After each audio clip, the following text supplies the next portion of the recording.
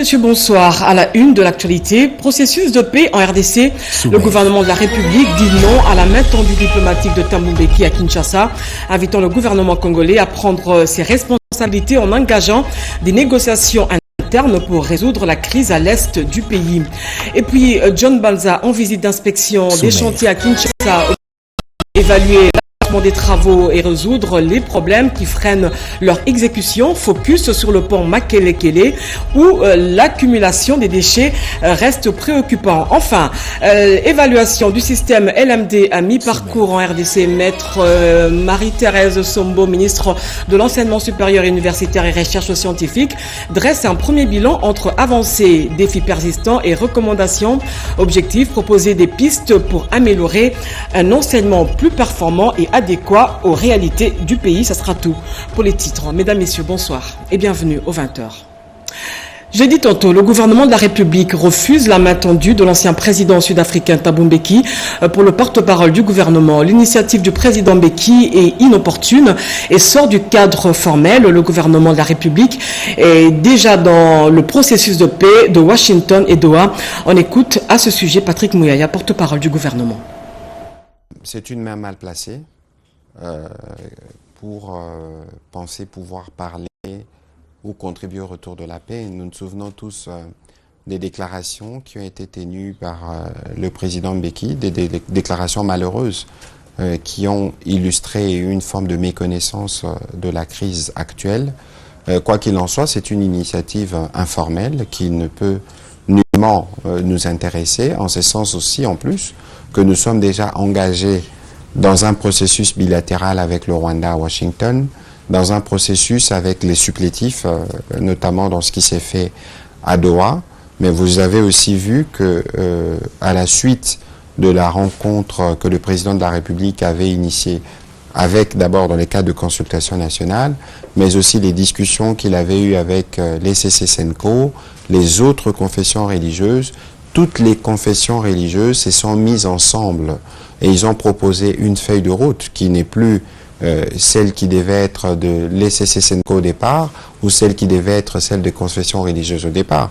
Donc vous voyez que nous sommes déjà engagés sur 3 pistes pour nous conduire à la paix. On n'a pas besoin de pistes supplémentaires, surtout pas par celui qui est perçu comme partisan, parce que ce sont ses propres déclarations. Et il ne faut pas oublier que la nature de la crise que nous connaissons, elle est d'abord sécuritaire, du fait de l'agression du Rwanda, et que cela est bien pris en charge par les processus de Washington et de Doha. En interne, vous avez vu que dans les derniers gouvernements qui est sorti, il y a déjà eu un début d'ouverture à ceux qui étaient dans l'opposition ou dans la société civile, mais qu'il y a d'autres démarches qui sont en cours et donc l'initiative de l'Afrique du Sud est pour nous inopportune.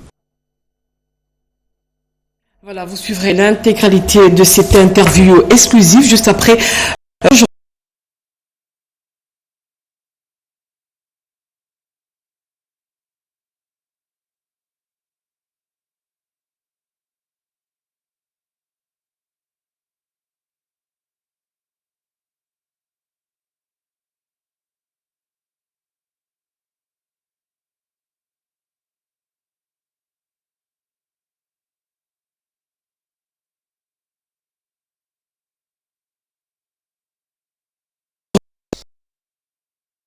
Des nouveaux terrains. C'est dit, multipliant le visite d'inspection dans les communes de Ngaliema-Kitambo à l'ouest de la capitale. Objectif, s'assurer de l'avancement des chantiers en cours et lever les obstacles qui freinent leur exécution. À Ngaliema, la tournée a débuté sur l'avenue Komoriko où l'entreprise Aron Sefou SRL exécute un projet routier de 643 mètres devant déboucher sur l'avenue de l'Union africaine. Les travaux connaissent des arrêts en raison des contraintes techniques. Les ministres s'est également rendu au pont Makelele où il a constaté les bouchages des caniveaux et l'amoncellement des déchets le long de la rivière, cause récurrente de nombreuses inondations. John Banzalunda a instruit l'office de voirie et drainage d'accélérer les curages et les dragages du site. En Kitambo, le constat est similaire sur l'avenue Bompété régulièrement inondée. Les travaux de la route Relia Bompété à l'avenue Mutuelle sont à l'arrêt faute d'expropriation et à cause des constructions anarchiques. Sur place, le ministre a sensibilisé le riverain et rassuré sur la reprise prochaine des travaux. Sur les 2,600 km prévus, seul 1 km est achevé à ces jours. La visite s'est poursuivie sur l'avenue Haute Tension, puis au pont Maluku, où la population a salué la présence du ministre. Ces derniers a exigé une accélération pour une livraison rapide de l'ouvrage inscrit dans le projet de réhabilitation de l'avenue du cimetière. Les travaux évoluent bien, mais il y a encore beaucoup de défis, notamment la question des expropriations. Nous rentrons rapidement au bureau pour convoquer toutes les parties prenantes et prendre une décision pour que les travaux reprennent demain et trouver des moyens pour exproprier les concitoyens qui ont construit sur les emprises qui concernent les travaux. Le périple s'est achevé au pont Louboudi, menacé par l'ensablement dû à une érosion, ainsi qu'au pont Louboudi 2, reliant Kanluka Bandalungwa. Cette nouvelle descente illustre la détermination de John Banzalunda à donner un coup d'accélérateur au chantier stratégique de Kinshasa, conformément à la vision du chef de l'État. Elles ont été édifiées sur la mise en œuvre des réformes au sein de l'administration publique. Les femmes énarques formées à l'ENA ont eu des échanges avec Jean-Pierre Liaou. Un reportage de Cédric Enina, Nadine Kilocho et Moké Maluma. Dans le cadre de la vulgarisation des avancées réalisées dans la réforme de l'administration publique, le vice-premier ministre, ministre en charge de la fonction publique, Jean-Pierre Liaou, a échangé avec les anciennes élèves de l'ENA, à ce jour fonctionnaires de l'État, réunis au sein du réseau des dames énarques. Objectif, les sensibiliser sur les transformations en cours et renforcer leur implication dans la mise en œuvre des réformes. Le VPM a jeté les jalons pour les générations futures. C'est un acquis pour nous aujourd'hui, mais une aubaine pour l'avenir, pour tous ceux qui viendront après. Ils sauront qu'il y a eu une cassure à un certain moment où nous avons rejeté tout ce qui n'était pas le bon fonctionnement de l'administration et implémenté un nouveau système, un nouvel élan, afin que toute personne puisse se retrouver, qu'il y ait égalité entre hommes et femmes dans la fonction publique. Les femmes du réseau des dames énarques ont salué les réformes historiques du cadre juridique de la fonction publique, surtout des modifications ayant trait à la promotion des droits des femmes fonctionnaires. Non seulement que nous sommes témoins de ce que le vice-premier ministre est en train d'accomplir, mais nous participons à l'écriture de cette réforme, de ce dynamisme et de ce vent nouveau, parce que nous pensons qu'en tant que femmes actrices dans la fonction publique, nous pouvons aussi accompagner ces réformes. Les femmes du réseau des dames énarques se sont engagées à accompagner pleinement les actions menées dans le cadre de la réforme de l'administration publique et à jouer un rôle actif dans leur vulgarisation et leur mise en œuvre.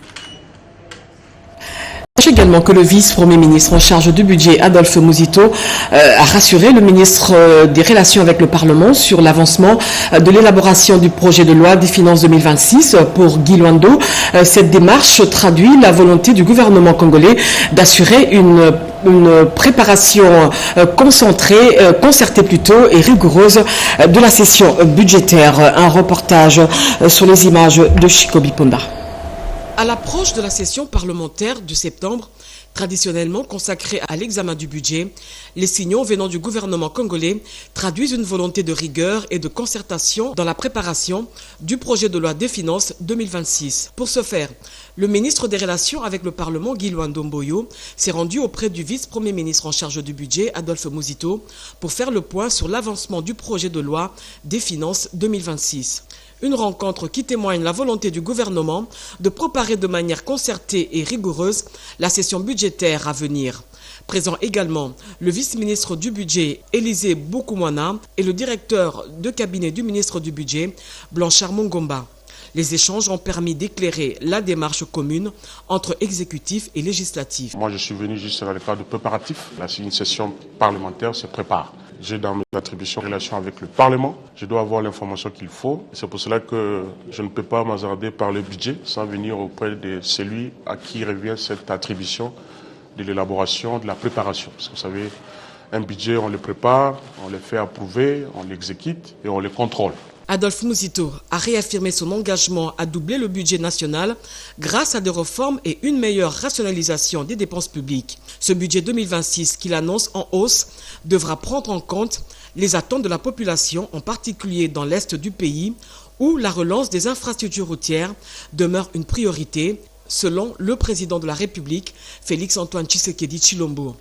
Pour le vice-premier ministre en charge du budget, la réussite de cette nouvelle loi de finances sera un indicateur clé de la capacité du gouvernement à traduire les promesses politiques en actions concrètes. Une vision qui mise sur la transparence et l'efficacité des dépenses publiques dans un contexte où les défis sont immenses.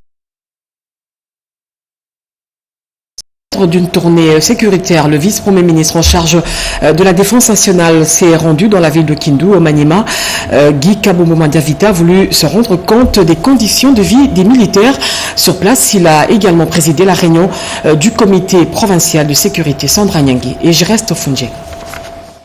Infatigable et résolument engagé, le vice-premier ministre, ministre de la Défense nationale et des anciens combattants, maître Guy Kabombo-Mandiavita, poursuit sans relâche sa mission d'itinérance dans la province du Maniema. Loin des bureaux climatisés de Kinshasa, c'est au cœur des réalités du terrain qu'il entend redonner corps à la réforme du secteur militaire et offrir des réponses concrètes aux attentes des forces armées de la République démocratique du Congo et des populations. À Tomenga et à Katako, dans la chefferie de Kayulu, il a visité les sites de cantonnement des troupes, dans l'objectif d'évaluer les conditions de casernement souvent précaires. Au camp Makuta, le constat est amer. Spoliation du domaine militaire, déguerpissement des familles et des soldats sont contraints de vivre dans des conditions indignes en dehors de leurs capacités économiques. Une situation que le vice-premier ministre a promis de corriger. Il s'est ensuite rendu à l'hôpital militaire de la garnison de Kindu. Face au manque criant des matériels et produits médicaux, il a débloqué immédiatement de fonds et a annoncé la construction prochaine d'un hôpital militaire moderne dans le cadre du vaste programme de modernisation des infrastructures de défense. Déterminé à être proche du peuple, maître Guy Kabombo-Mandiavita n'a pas hésité à s'arrêter à plusieurs reprises sur la route dans une zone encore sous tension à cause des groupes armés Ouazalendo. Il a dialogué avec les habitants, les rassurant quant à l'engagement du chef de l'État à restaurer la paix et à protéger chaque citoyen. À Kindu, il a présidé une réunion élargie du comité provincial de sécurité en présence des députés nationaux élus du Maniema. Et puis cette mise au point sur une vidéo devenue virale dans les réseaux sociaux dans laquelle le commissaire principal de la police nationale, Julien Bosso, dénonçait les méfaits au sein de la police nationale en demandant sa démission. Pour le général Julien Mavungu, porte-parole de la police nationale, cette démission n'a pas respecté la procédure. Julien Bosso est actuellement à la direction des renseignements généraux de la PNC où il est placé sous un interrogatoire serré. Un reportage dans Anastasie Ndoubou et Blaise Bokokia et Tony Djoma. La démission du commissaire principal de la police nationale congolaise, Junior Mbosso Kazadi, alimente les conversations, parfois à bâton rompu sur la toile. La démission volontaire, l'article 229 de la loi précitée, dispose que la démission volontaire est acceptée à condition que le policier ait accompli 5 ans de service continu au sein de la police nationale.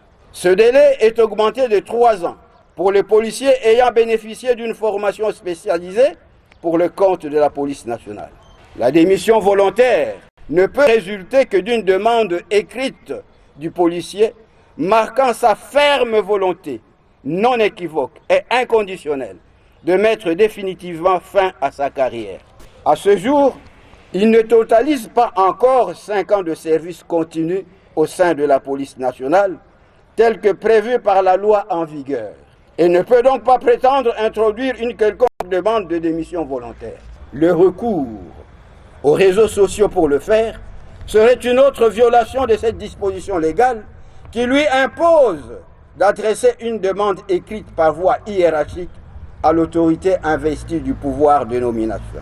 Les interrogations restent et demeurent sur les lieux où se trouverait actuellement le démissionnaire Junior Mbosso. Je vous annonce que l'officier mis en cause a été appréhendé et se trouve en ce moment à la disposition de la direction des renseignements généraux de la police nationale, où il est placé sous un interrogatoire serré, à l'issue duquel sera décidé le sort disciplinaire et ou pénal qui lui sera réservé. Nous osons espérer que cette mise au point va calmer et tempérer toute l'atmosphère médiatique délétère engendrée par la diffusion de cette vidéo controversée. Voilà un dossier à suivre.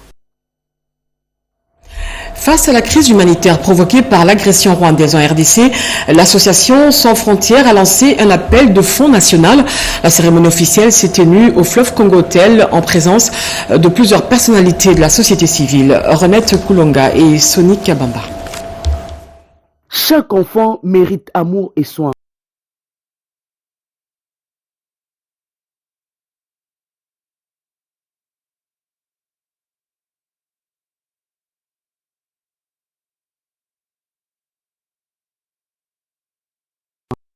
À améliorer la qualité de vie des enfants vulnérables en leur apportant un soutien essentiel, une prise en charge médicale, éducative et sociale. Sa vice-présidente, Liliane Temoningo Imawa, sur la manière des enfants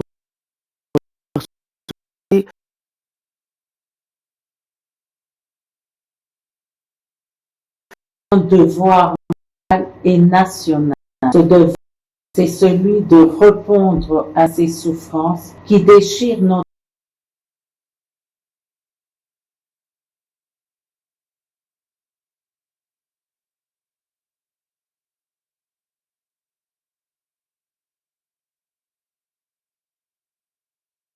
une solidarité passe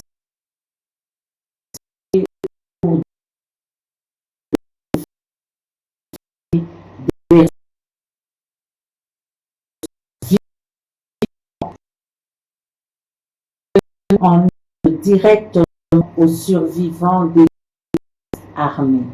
Sans présence de la vie spéciale du chef de l'État, donatrice de l'association Sans Frontières de Moulop et de l'ambassadeur d'Ukraine en République démocratique du Congo, cette campagne de solidarité dure 3 mois.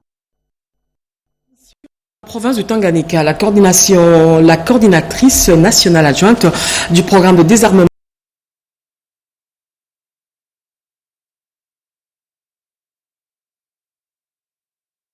et réglage avant le début des opérations de démobilisation des ex-combattants. Un reportage de Peggy Mukunda. L'engagement de groupes armés Fimbo na Fimbo, Ngoma Pasuka, Kilima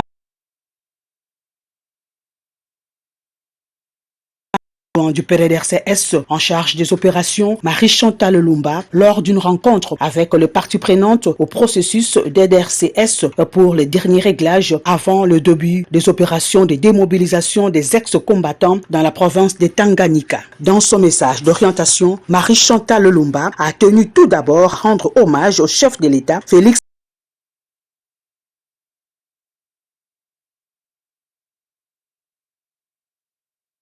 La démobilisation. C'est un signal fort de la volonté du chef de l'État, Félix-Antoine Tshisekedi, qui a voulu à ce qu'on puisse accompagner. Parce que le grand travail est fait au niveau de la province.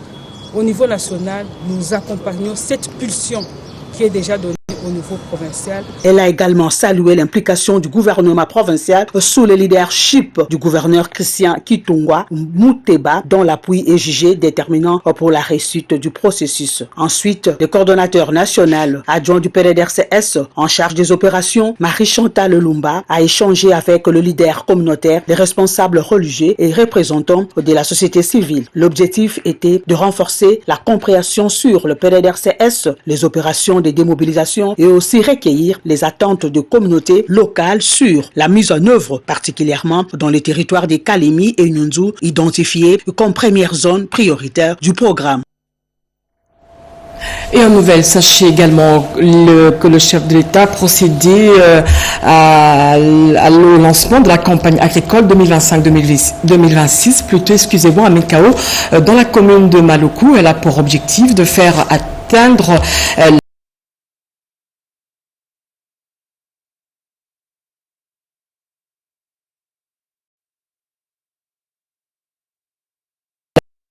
du public, des compagnies aériennes ainsi que tous les usagers du transport aérien, que l'aéroport de Mbujimaï sert fermée au trafic du samedi 30 août au samedi 6 septembre 2025 inclus.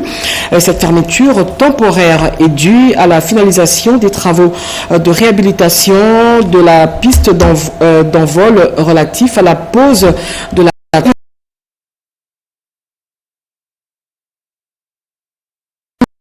pour le désacrement que cette mesure pourrait occasionner et rassure les usagers que toutes les dispositions sont prises pour la reprise normale des activités dès la fin des travaux. C'est un communiqué signé Ngomambaki Léonard.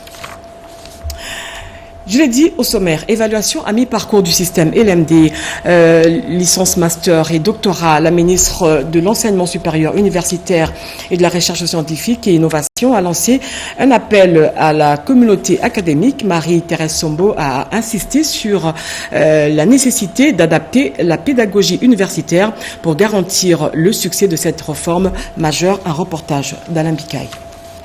3 ans après son lancement en République démocratique du Congo, le système licence master doctorat LMD a été soumis à une évaluation à mi-parcours. L'exercice visait à mesurer les progrès accomplis, identifier les obstacles et proposer des ajustements pour garantir la réussite de cette réforme. Sous le haut patronat de la Première ministre, la ministre de l'Enseignement supérieur et universitaire et de la recherche scientifique a rappelé dans son intervention les recommandations du grand chancelier des universités, le président Félix Antoine Tshisekedi. Ces derniers plaident pour un système éducatif congolais performant, inclusif et équitable. Pour mener à bien ce travail, la ministre a mobilisé la communauté universitaire et mis en place des équipes d'enquêteurs chargées d'analyser l'opérationnalisation.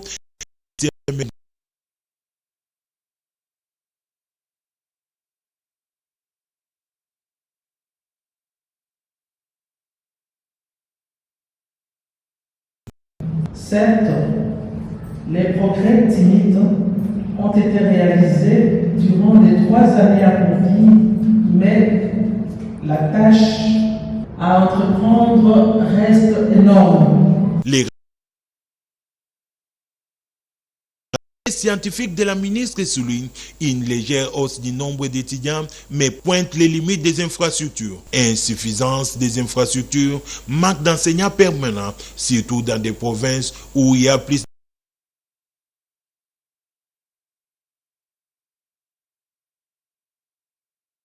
À la cérémonie, la professeure Marie-Thérèse Sombo a insisté sur un enjeu crucial. L'appropriation du système LMD passe par la formation des enseignants aux nouvelles méthodes pédagogiques. Le ministre des Droits humains, Samuel Bemba, a lancé officiellement le programme conjoint d'assistance aux victimes des violences sexuelles liées au conflit dans la partie est du pays. Reportage.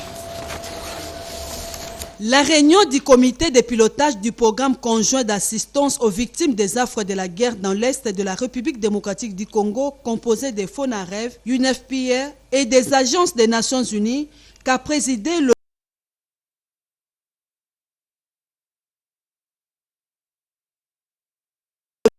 le ministre des Droits humains a exhorté l'équipe chargée de la remise en œuvre de ce programme de 12 034 067 $ américains mobilisés par le FONAREV de s'aligner dans les mandats de ces derniers qui visent tous les relèvements des victimes et la non-répétition des violences pour trouver une paix durable.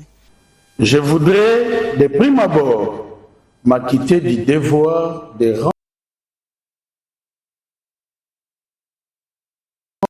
Monsieur le Président de la République, chef de l'État, Félix Antoine Tshisekedi Tshilombo, pour son leadership éclairé et sa volonté politique constante en faveur des droits.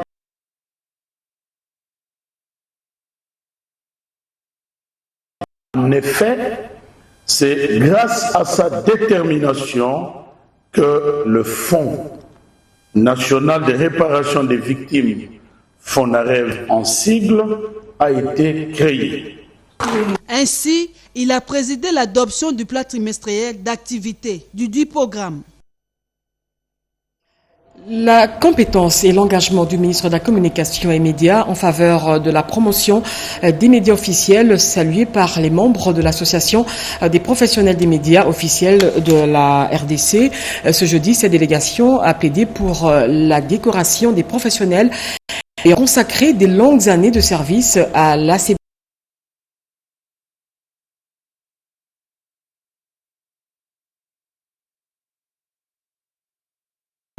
Qui a guidé la mise en place d'une association de professionnels de médias officiels de la RDC, ainsi que ses projets pour renforcer la synergie entre le média public. C'est l'essence même de la venue de ses membres au bureau du porte-parole du gouvernement. À cette même occasion, le membre de l'association ont félicité le ministre pour sa reconduction à la tête du portefeuille de la communication et médias, saluant sa compétence et son engagement en faveur de la promotion de médias officiels, particulièrement dans le contexte difficile qui traverse la RDC.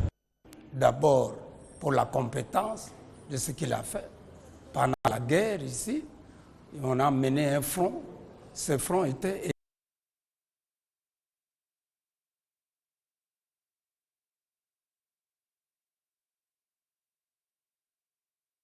J'ai évoqué figure la mise en valeur du rôle d'avant-garde de médias publics, la décoration de professionnels ayant consacré de longues années de service à l'ACP, à la RTNC et au Renatel7, ainsi que d'autres initiatives. Pas tous évidemment, ceux qui les méritent, ceux qui ont fait longtemps à l'Agence congolaise de presse, à la RTNC et au Renatel7. Nous devons les récompenser. Ces gens travaillent 24 heures sur 24. Le ministre de la Communication et Médias, très satisfait de cette démarche, a encouragé les journalistes à poursuivre leurs efforts pour renforcer la cohésion et la crédibilité du média public à travers le pays. Lancement de la campagne de vaccination contre la poliomyélite. Cette campagne a concerné les enfants de 0 à 59 mois. Regardez. Ces sons de klaxon marquent le lancement de la campagne de vaccination contre la polio dans la ville-province Kinshasa. Une caravane motorisée partie du siège de PEV provincial à Limité en passant par la partie ouest et centre pour chuter à Mongafula. Organisé par le PEV provincial pour sensibiliser et informer la population sur les passages de vaccinateurs qui font porte à porte pour vacciner les enfants de 0 à 59 mois. Au total, 3 millions sont attendus dans les 35 zones de santé à travers le avec une particularité pour Kinshasa, 12 zones de santé vont intégrer la vaccination contre la rougeole pour des enfants de 6 à 59 mois. La poliomyélite est une maladie qui ne se soigne. Et la prévention. Un enfant qui reste handicapé toute sa vie. Nous insistons, demandons les enfants aux équipes qui vont passer de porte à porte, de ménage à ménage, de 0 à 50 ans. Et même vacciner, c'est protéger. Ces journées nationales de vaccination contre la polio s'organisent dans toutes les 26 provinces de la RDC du 28 au 30 août. Et c'est là pour éviter cette maladie qui rend l'enfant infirme, tout évitable par la vaccination. Remettre la province du Mai-Ndombe sur les rails de développement, le forum économique de Mai-Ndombe et ce cadre de réflexion pour répondre à cette question, l'élite politique de cette province se sont retrouvés pour procéder à un diagnostic profond des maux qui plombent ce développement. Cédric Kenina nous en dit plus. Le mot qui est revenu sur toutes les lèvres, c'est le caractère historique de ce forum économique du Mai-Ndombe. Un cadre de haut niveau pour réfléchir sur les défis de développement pour cette province de plus de 2 millions d'âmes, en traduisant ces défis en opportunités économiques. Le gouverneur de province, Koso Kevani, en premier, a présenté les atouts de son entité administrative, atouts assis sur son immense potentiel écologique, halieutique, et vous vous en doutez peut-être, y compris des ressources minières. Le Mai-Ndombe est presque à l'état vierge. Elle dispose d'immenses ressources inexploitées, susceptibles de la propulser parmi les provinces riches de la République démocratique du Congo. au grand bénéfice de sa population.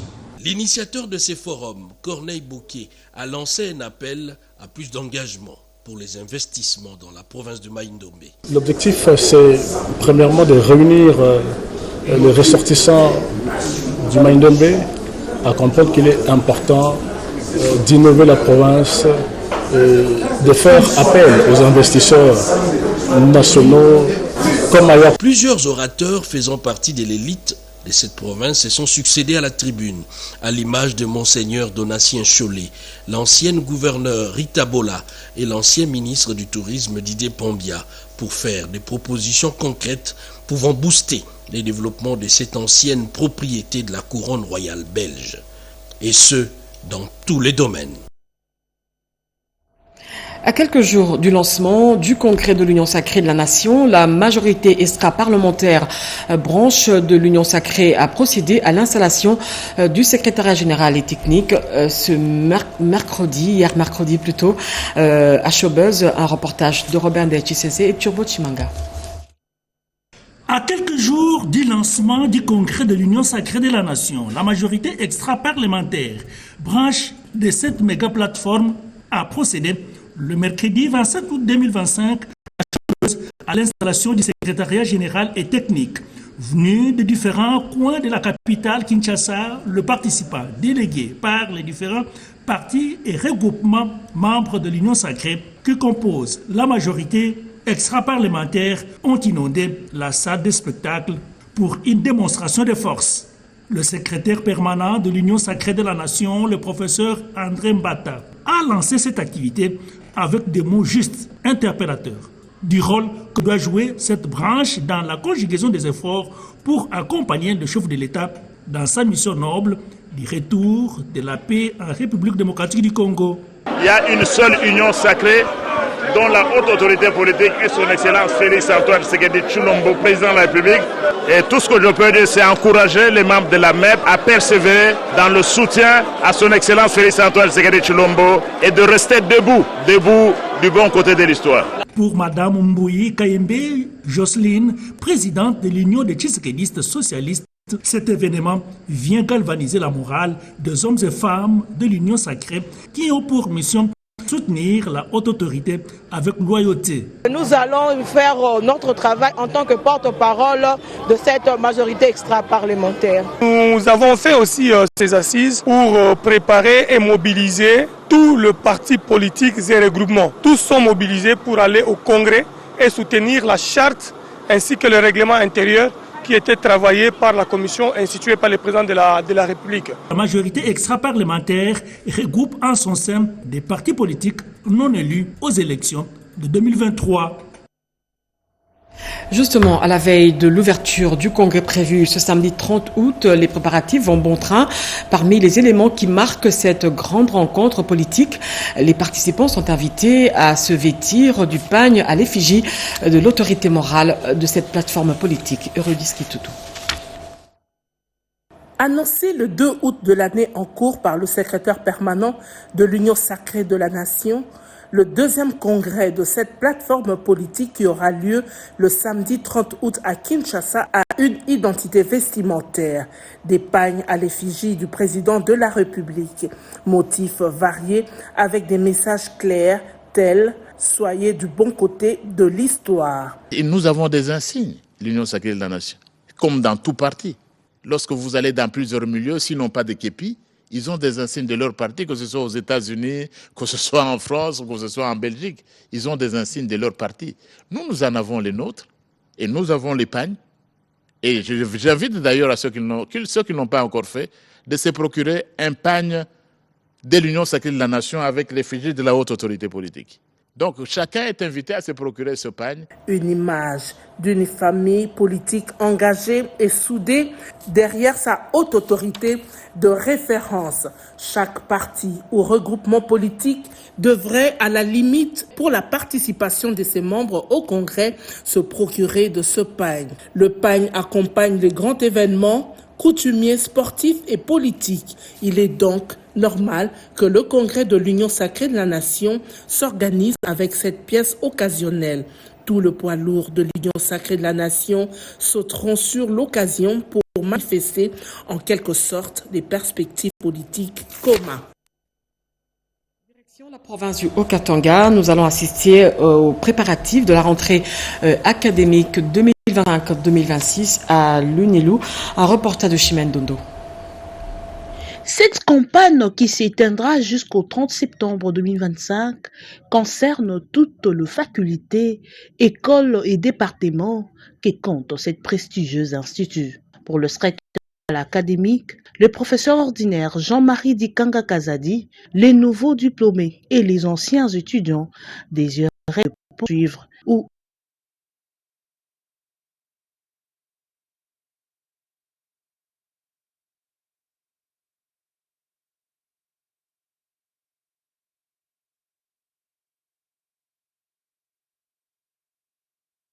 UNILU, où vous aurez de manière très précise le protocole pour l'inscription. Les modalités, les critères, etc. sont renseignés sur le site UNILU.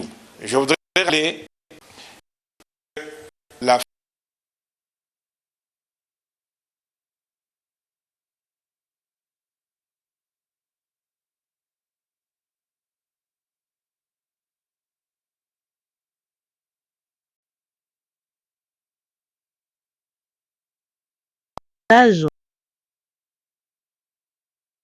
Ce test interviendra le 5 octobre de cette année et donc à travers ce test, nous verrons quelles sont les aptitudes des uns et des autres à embrasser par les différentes filières, les différentes facultés que l'Université de Lubumbashi organise. Cet appel à la réinscription coïncide avec la rentrée scolaire prévue le 1er septembre 2025 sur toute l'étendue du territoire national.